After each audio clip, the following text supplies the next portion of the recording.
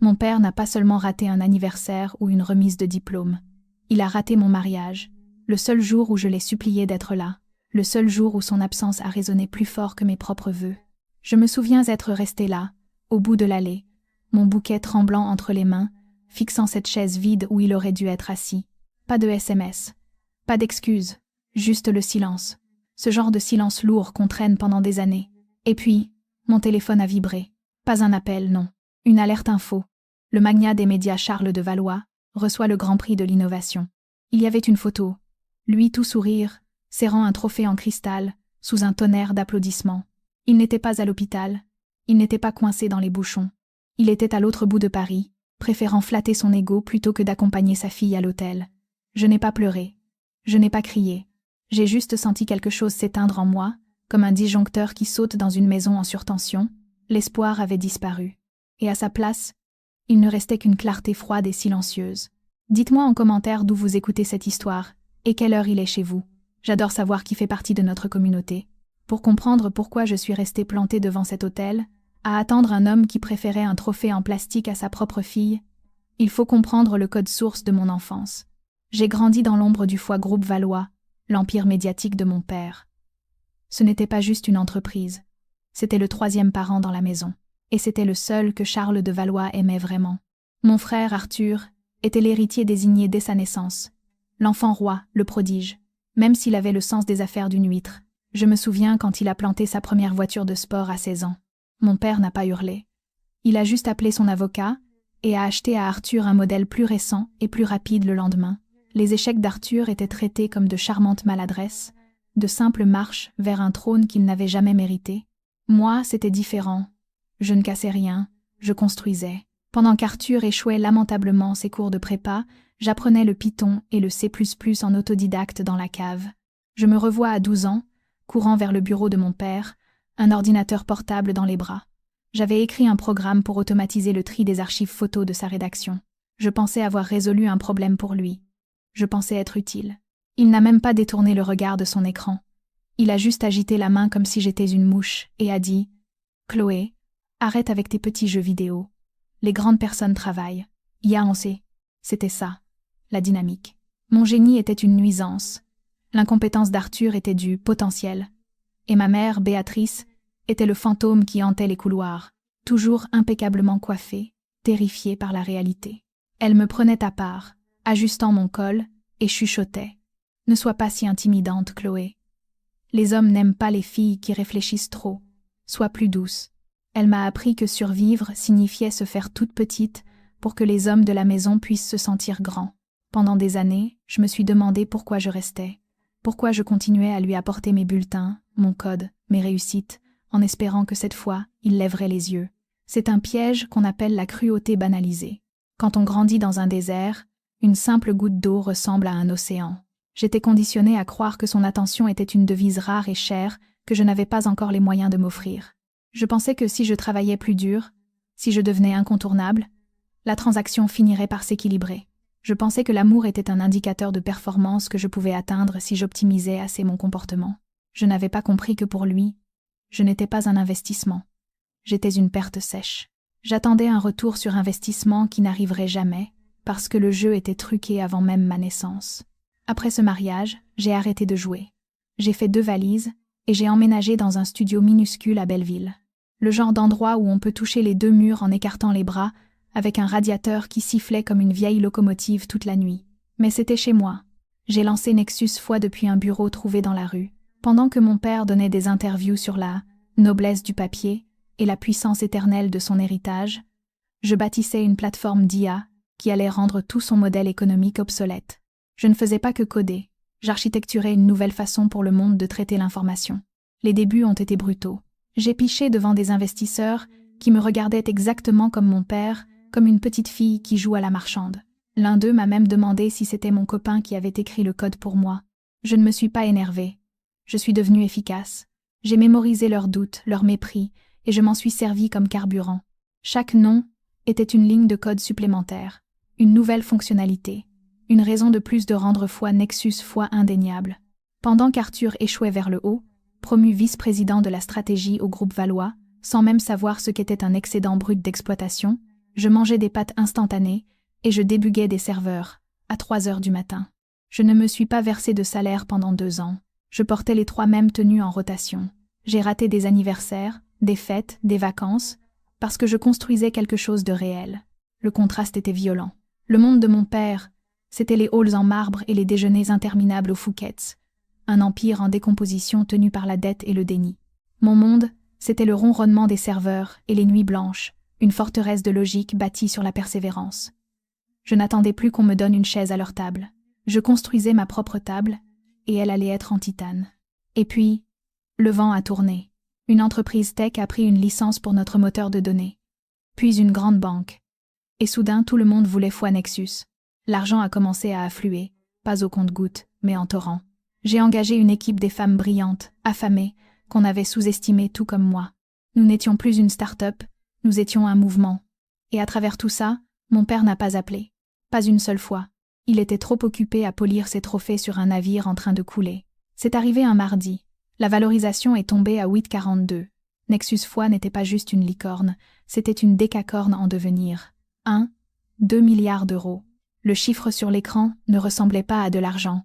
Il ressemblait à de l'oxygène. C'était l'expiration collective de chaque femme de mon équipe à qui on avait dit qu'elle était trop émotive pour l'ingénierie ou trop douce pour la vente. Mon bureau est devenu une explosion de bouchons de champagne et de larmes de joie. Les investisseurs qui m'avaient ignoré 3 ans plus tôt faisaient soudain exploser mon téléphone, jurant qu'ils avaient toujours su. Le monde était bruyant, lumineux, et ils criaient mon nom. Puis, mon téléphone personnel a vibré. Une seule fois. Une vibration courte qui a tranché le bruit comme un scalpel. J'ai regardé l'écran. Papa. Il ne m'avait pas envoyé de message depuis 2 ans.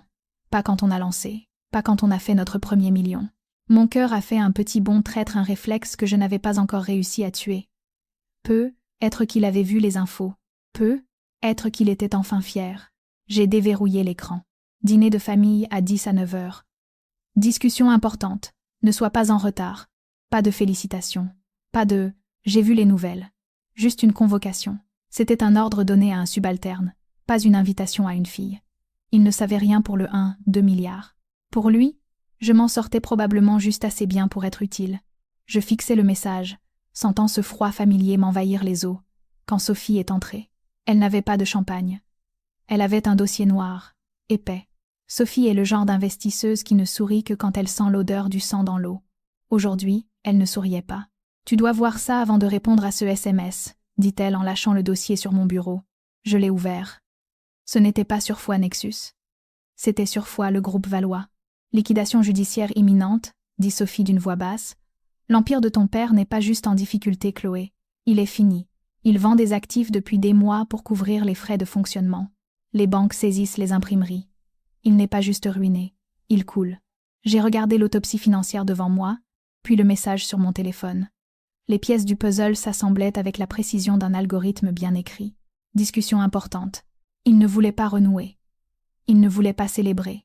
Il avait besoin d'un sauvetage.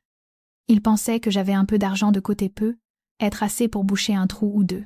Il n'avait aucune idée qu'il convoquait une milliardaire à sa table. Il pensait appeler sa tirelire. « Il va te demander de l'argent », dit Sophie. « Il pense que tu es son filet de sécurité. » J'ai refermé le dossier. La tristesse que je m'attendais à ressentir n'était pas là. À la place, il y avait quelque chose de plus tranchant, de plus froid. C'était le sentiment du prédateur réalisant que la proie vient d'entrer dans le piège. « Il ne veut pas un filet de sécurité », dis-je en me levant. « Il veut une domestique. Mais il est sur le point de découvrir que je suis la propriétaire des murs. » Je n'ai pas répondu tout de suite. J'ai laissé le message en suspens 1 heure, puis 2. Qu'il transpire. Qu'il se demande si je l'avais même vu. Pendant qu'il faisait probablement les 100 pas dans son bureau, j'étais dans une salle de conférence vitrée avec Sophie et une équipe d'avocats qui coûtait plus cher de l'heure que ce que mon père payait ses stagiaires en 1 mois. Nous ne planifions pas un sauvetage, nous planifions une acquisition. « Le siège social du groupe », dit Sophie en projetant un plan au mur. « La tour Valois. C'est le joyau de sa couronne. Il l'a hypothéqué jusqu'au cou pour couvrir les pertes l'an dernier. La dette est détenue par un fonds d'actifs douteux qui cherche à vendre. J'ai regardé le bâtiment où on m'avait dit de me taire, d'être petite, d'arrêter mes petits jeux. C'était un monument à son ego, 40 étages d'acier et de verre, qui lui faisait croire qu'il était un roi. « Achète-la », dis-je. « Et la propriété intellectuelle » demanda un avocat. « Les archives, les marques déposées, tout. répondis-je. Je veux le nom. Je veux le logo. Je veux le fauteuil dans lequel il s'assoit. L'opération fut chirurgicale. Nous avons utilisé une société écran, Vesta Capital, nommée d'après la déesse du foyer, une petite blague privée. Nous avons racheté la dette, les hypothèques, les contrats fournisseurs impayés. Nous avons acheté la trace écrite de son incompétence. Mais ensuite, lors de l'audit préalable, nous avons trouvé autre chose. Quelque chose qui n'était pas juste de l'incompétence. C'était criminel. « Regarde ça », dit Sophie en glissant une tablette sur la table. Les notes de frais d'Arthur. J'ai fait défiler le grand livre. C'était un désastre. Jets privés pour Dubaï, voitures de luxe en leasing au nom de la boîte, honoraires de consulting versés à des sociétés écrans qui remontaient à des portefeuilles crypto. Arthur n'avait pas seulement échoué. Il avait pillé l'entreprise pendant qu'elle brûlait. Il siphonnait les dernières liquidités pour financer une cavalerie budgétaire qu'il gérait en parallèle. « Papa est au courant ?» demandai-je. « Impossible à dire », répondit Sophie. Mais vu à quel point il est aveugle concernant Arthur, il a probablement signé les chèques sans regarder. C'était parfait. C'était le clou du spectacle. Mon père m'avait sacrifié, moi, sa fille compétente, pour soutenir un fils qui le volait activement. La trahison n'était plus seulement émotionnelle. Elle était quantifiable. J'ai regardé l'heure. 17h45. Le dîner était dans 1 heure. « On a terminé ?» demandai-je. « Les virements sont confirmés », dit Sophie en fermant son ordinateur. Vesta Capital détient désormais la majorité de contrôle du groupe Médias Valois. Tu es l'actionnaire majoritaire. Je me suis levée et j'ai lissé mon blazer. Je ne me sentais pas nerveuse. Je me sentais comme un juge entrant dans un tribunal. « Alors c'est l'heure d'aller dîner, » dis-je.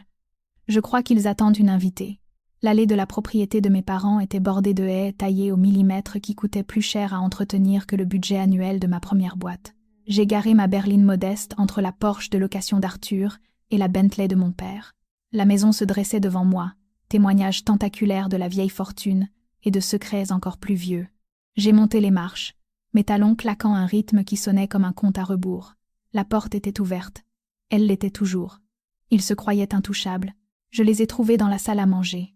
La table était dressée avec la porcelaine des grands jours, les verres en cristal, l'argenterie lourde, les accessoires d'une pièce de théâtre intitulée « Tout va très bien ». Mon père était assis en bout de table, ressemblant moins à un roi qu'à un homme essayant de se retenir au bord d'une falaise avec les ongles. Ma mère, Béatrice, arrangeait des fleurs qui étaient déjà parfaites. Arthur scrollait sur son téléphone, l'air ennuyé. « Tu es en retard », dit Charles sans lever les yeux. « Assieds-toi. » Je suis restée debout. Je suis à l'heure. Vous avez juste commencé sans moi. Béatrice leva les yeux, son sourire fragile prêt à se briser. Chloé, ma chérie, ne commence pas. Ton père est très stressé. Assieds-toi et passons un bon dîner. Ce n'est pas un bon dîner, claqua Charles. C'est une réunion stratégique, et franchement, j'attendais plus de gratitude. Tu as enfin réussi quelque chose, à ce qu'on dit. 1 milliard? C'est acceptable. Acceptable. Pas impressionnant, pas extraordinaire. Acceptable. Nous avons besoin d'un pré-relais, continua Théil, allant droit au but. Le marché est volatile. Les annonceurs se retirent. C'est un problème temporaire de trésorerie. J'ai besoin de 50 millions pour stabiliser les opérations. On te remboursera avec intérêt, bien sûr. Une fois que le marché se corrigera, il disait ça avec un tel sentiment de dû, comme si mon argent n'était qu'une extension de son portefeuille. Il ne demandait pas, il réquisitionnait. 50 millions, répétai-je. Pour stabiliser les opérations? Oui, intervint Arthur, levant enfin le nez. On a des gros coups crypto dans les tuyaux. Une fois que ça tombe, on va imprimer des billets. On a juste besoin d'un peu de liquidité pour tenir jusque-là. J'ai regardé Arthur, puis mon père. Tu n'as pas besoin de liquidité, Arthur. Tu as besoin d'un avocat. La pièce devint silencieuse. Pardon? Dit Charles, sa voix descendant d'une octave. Je suis au courant pour les portefeuilles crypto, Arthur, dis-je d'une voix calme, factuelle. Je suis au courant pour les sociétés écrans au Caïman. Je sais que tu vides les réserves opérationnelles depuis 6 mois pour couvrir tes pertes. Arthur vira au gris-cendre. Papa, elle ment. Elle essaie juste de. Je ne mens pas, dis-je en sortant l'épais dossier noir de mon sac et en le jetant sur la table.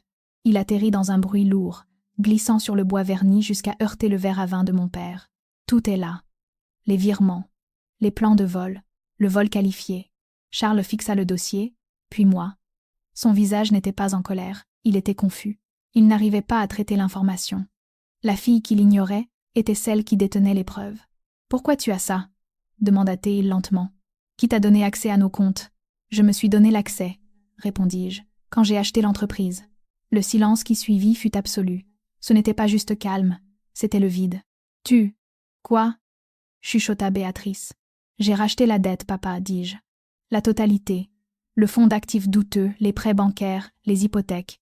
Et cet après-midi, Vesta Capital Foisse et moi, au fait à finaliser l'acquisition du siège social, la Tour Valois. Elle est à moi. Charles se leva, sa chaise raclant violemment le sol. Tu ne peux pas acheter mon immeuble. C'est mon immeuble. C'était ton immeuble, corrigeai-je. Jusqu'à ce que tu l'hypothèques pour payer les erreurs d'Arthur. Maintenant, c'est mon actif. Et tu es mon locataire. Un locataire actuellement en défaut de paiement. J'ai plongé la main dans le dossier et sorti une unique feuille de papier. Ceci est un avis d'expulsion, dis-je. Vous avez 30 jours pour libérer les lieux. Le groupe Valois est en restructuration. La division presse-papier est fermée. Les actifs numériques seront absorbés par Foi Nexus. Tu expulses ton propre père? Rugit Charles, le visage virant au pourpre. J'ai construit cette famille. Je t'ai tout donné.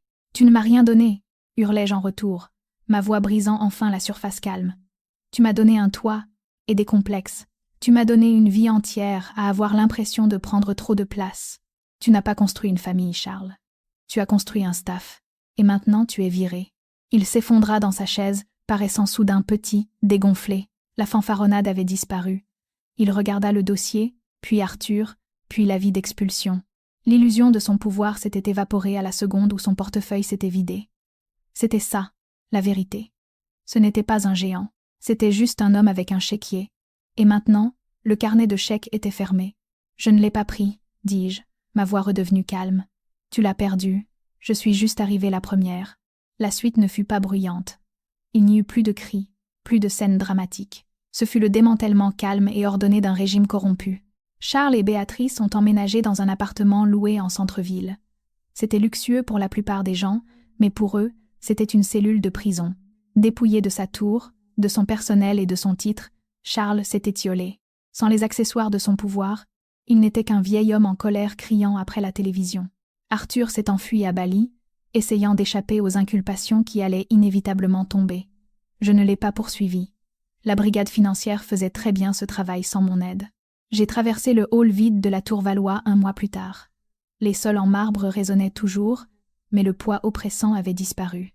Nous étions déjà en train d'arracher les boiseries en acajou, remplaçant les lourds rideaux par du verre intelligent, transformant les suites exécutives en espaces de travail collaboratifs. Je ne gardais pas ça comme un trophée. Je le réutilisais. Le bâtiment qui avait été un monument à l'ego d'un seul homme devenait le siège de l'initiative Athéna fois un incubateur tech spécifiquement pour les fondatrices à qui on avait dit qu'elles étaient trop émotives ou trop ambitieuses. Sophie m'a retrouvée dans ce qui était le bureau de mon père. Le bureau massif en chêne avait disparu, remplacé par une table commune épurée. L'ambiance est différente, dit-elle en regardant la ville. L'ambiance est propre, répondis-je. J'ai pensé à la fille qui courait dans ces couloirs avec un ordinateur portable, désespérée d'obtenir un signe d'approbation. J'aurais voulu retourner en arrière et lui dire qu'elle n'avait pas besoin qu'il lève les yeux vers elle. Elle avait besoin de regarder devant elle. Je n'ai pas perdu une famille ce soir-là, à table. J'ai coupé la chaîne de l'encre qui me retenait au fond. Et sans elle, je pouvais enfin remonter à la surface. « Tu es prête à te mettre au travail ?» demanda Sophie.